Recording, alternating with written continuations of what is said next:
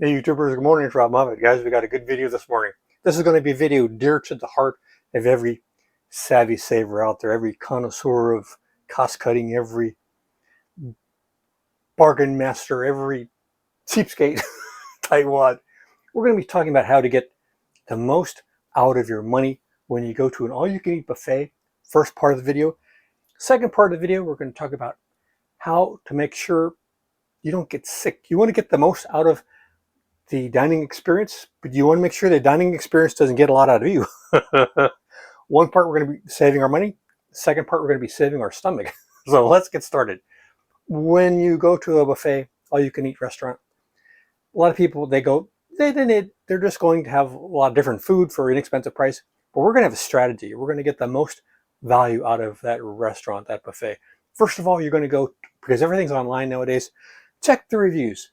Go online to the website for the restaurant. First of all, if it's a multiple chain, that's good, because the more restaurants they have, the more likely the good job they're doing. That way they made money, they can open up another restaurant. Also, the patrons have left reviews. You can see what they like, what they didn't like. You can see if the restaurant has tipping included. You can see what the other experiences have been of the other patrons, and also what they like the most. Maybe it's something you never thought of, and so maybe you might want to look into it. So know ahead of time all the information you can get before you go. You can also look at the photographs, and nowadays everybody takes photo of their food. You can see the food without even thinking about it. So when you do go to the restaurant now, you want to survey the entire selection of food and start prioritizing what you're going to be getting and saving a lot of time. Then when you do start, get very small, extremely small sample sizes.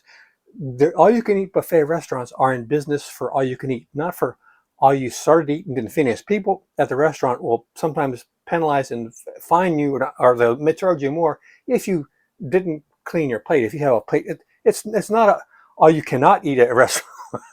It's all you can eat, and they'll go out of business if you don't eat all that food. So you want to eat the food. So make sure you got really small sample sizes, because you know you like fried chicken, but you like this fried chicken. You know you like shrimp, but is this really the decent shrimp? So get the smallest sample size you can. Sit down. These are prioritized food you're going to be getting more of. If you like it, when you go back, now you know what to get. You want to focus on high value. That's the name of the game. That's the name of this video. We're trying to get the most value out of what we're doing at the restaurant. So focus on the things that cost the most. Usually protein, your fish, your meat, your pork, your chicken, your beef. So those are the things you want to prioritize the most. When you start eating, you want to savor your food. You're not just a glutton.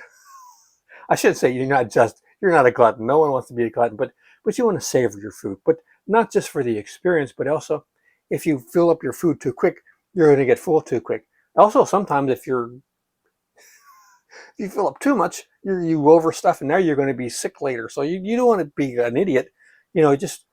But on the other hand, they get mad at you if you spend too much time in the restaurant. But you still you want to savor your food. It's part of the experience. Money isn't everything. You want to avoid sugary drinks. And that's all they usually have. They never have fruit. They never have vegetable juices and so on. But it's not good. It's better off just have the water. Although the water isn't always a safe bet unless it comes in a bottle or something. You want to choose the food that's freshly prepared or replenished. If it's something that you see them bring out, or it's something that's going to get replenished a lot, that's something you want to focus on. You want to skip the cheap fillers, the breads, the crackers, the heavy salads, like a potato salad or something like that. You don't want to do that. First of all, they're very inexpensive, they're very filling, and that's not what you came for. You want to take advantage of the really custom stations, like sometimes they have a grill where they can grill stuff for you, or pasta or omelet stations. Those are usually good value. You want to, if you can, take a break between plates. Just let the food digest, and maybe you make room for more, or maybe you can realize you're full, you don't need any more. So don't go crazy if you can, and not upset the owners that you're sitting too long. But just pace yourself. Um, if you're done and you still have a little room left, don't go for the cakes and the pastries. Go for like the fruits and stuff that are more expensive. You'd be surprised how expensive some fruits are. So, although some people they tell you it's best to eat fruit at the beginning of a meal and so on, but those are like a 10 tips for value.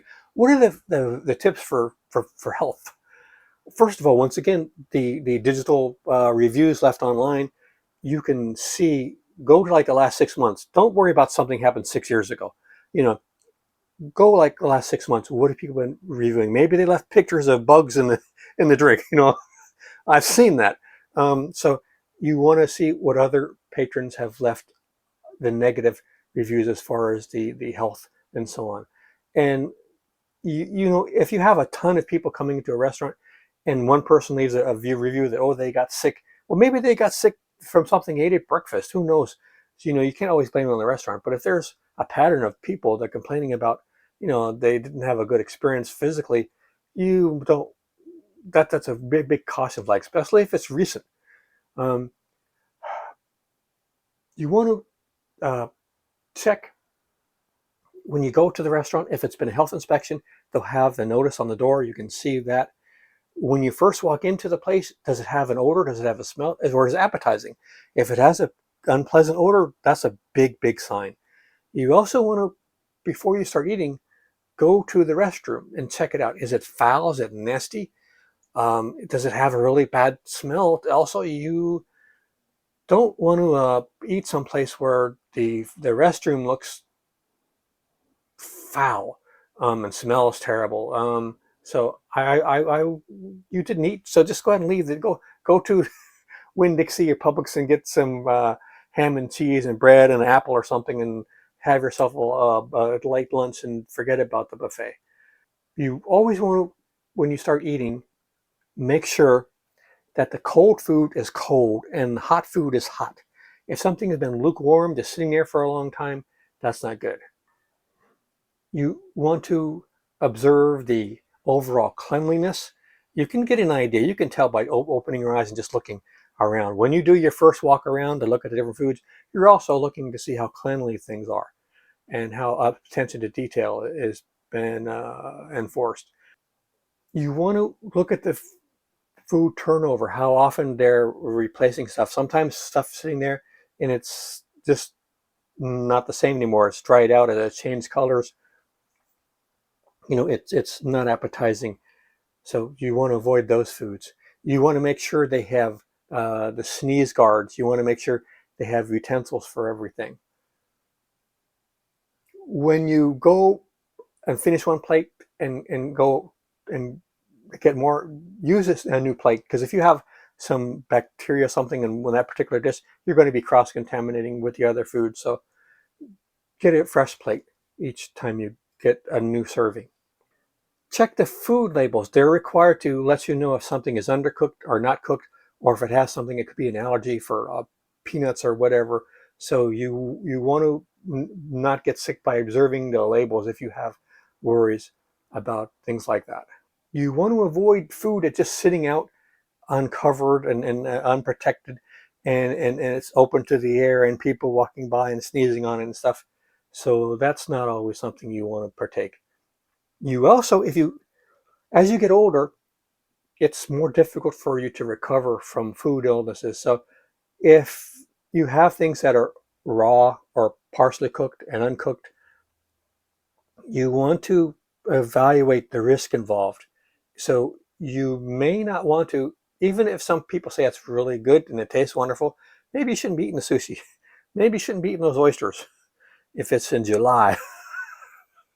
So yeah, you want to do your risk assessment on certain foods that have a potential to make you more than just sick. If you're eating something or you're putting stuff on your plate, it just doesn't look right, the wrong color, it's just it's been sitting there for too long, or maybe it wasn't cooked right to begin with, or it's been frozen and thawed 10 times. You want to avoid stuff that just doesn't look right. You're a professional eater. You know what stuff's supposed to look like. You want to see if each of the trays have separate utensils for each food item. and not being used for all different ones, or they've been cross-contaminated, that's not a good sign. I've never enjoyed getting ice cream from those scoops that are sitting in that container of water that everybody drips their hands in there and gets the ice cream. Even though I've had some interesting taste from ice cream that I've never had before at some of these places, I no longer accept the risk. It's not something that I look forward to, putting my hand in that bucket of water that 400 other people had their hand in there. And even if it's been running water in there, it's like, this doesn't seem like a good system for me. And even though the ice cream is one of my favorite things. You want to see if they have hand sanitizers where people can clean their hands in between. Also, you can carry little in your pocket, little containers of hand sanitizer, because unless you're going to have pizza, you always use your fork and knife for this. But on some things, you're going to use your hands, maybe chicken wings, whatever. And if you've been touching a lot of other things now, so if you don't want to get up and go to the bathroom, wash your hands, you can get a hand sanitizer if they might have one on the wall, or you can just carry one with you. Um, Also, if you know you're going to be going to some place like that and there's going to be a lot of people, you can uh, take something like this. It's called Xclear. It's a nasal spray. It has xylitol. When you spray it into your nose, it coats your nose and it makes it very difficult for the germs and bacteria to hold on to the membranes in your nose, and they just slosh off. Um, when you go home, brush your teeth and use a strong mouthwash like Listerine. That's going to kill any bacteria. There's a lot of passageways, entryways into your body, in your mouth and back of your throat and your nose, where bacteria gets in. That's how it enters into your body. If you have been exposed to a lot of people coughing and hacking and breathing, if you go to the restaurant and it sounds like the tuberculosis ward at the hospital has made a field trip, you want to get out of there. You don't need that dining experience. So, am I leaving anything out? We went over the ways you can save money and the ways you can save your stomach. Um, I think we covered just about everything. Please leave your comments in the section of things that you do to try to save money and try to stay healthy when you go out and eat. And I think it'll be helpful for everybody, and it'll be very interesting too. I think it'll be fun to see what you guys say. And don't forget, I put on new stuff every week. Been doing it for 17 years. Got over 1,400 videos. It's a variety channel. You never know what you're going to find, because I never know what I'm going to talk about. And it's a pleasure. And I want to thank all those people over the years that keep showing up week after week, because a lot of people, they watch a few times and they see something they don't like and they never come back. You guys, you know, you may not like it, but next week you might have something that's hilarious. So thanks for showing up. I really appreciate that. And you know who you are. So to all of my connoisseurs of cost cutting and my bargain masters out there, hope you enjoyed this video. Take care, and bon appetit.